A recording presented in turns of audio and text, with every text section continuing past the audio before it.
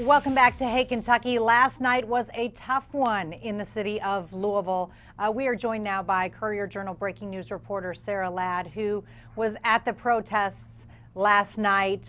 Sarah, thanks for joining us today. Can you kind of set the scene for us? What was it like last night in Louisville? First of all, thank you for having me. I showed up to the corner of 6th and Jefferson around 9 p.m. and people had already been there about an hour and a half. Mostly it was chanting at that point, things like no justice, no peace, say her name, and whose streets, our streets. So it was mostly chanting. People had formed kind of like a square, lines blocking off the streets, and various speakers would talk about what Breonna Taylor meant to them and kind of, express their anger at the police force, felt like justice hadn't been issued for her family yet.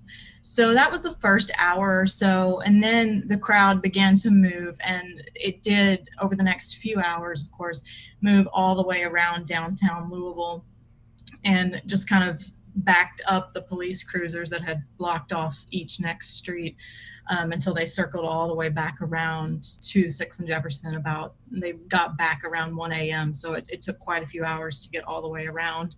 A lot of chanting, a lot of screaming, and it wasn't until they got back to Metro Hall and 6th and Jefferson that it really, really escalated.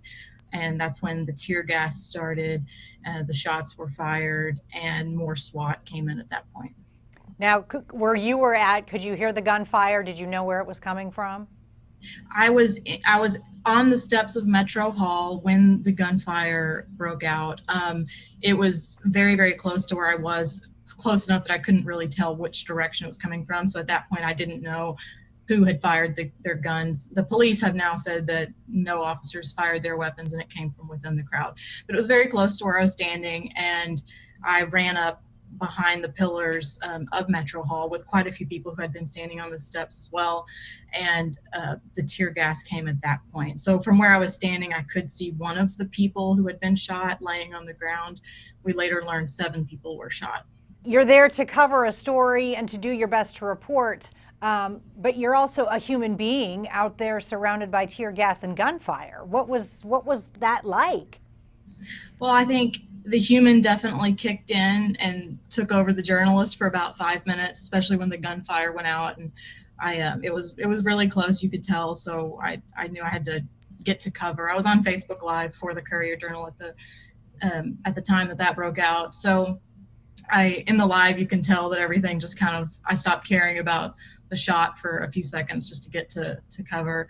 I mean, I had never been pepper sprayed or anything before, so the tear gas was definitely a new experience. Kind of had a lot of burning for a while, but overall pretty safe. I mean, it was definitely an escalated experience. After that, I did retreat. I went back to 5th and Jefferson for a while things kind of calmed down, and then followed a group around who were like breaking glass and stuff for a little while after that.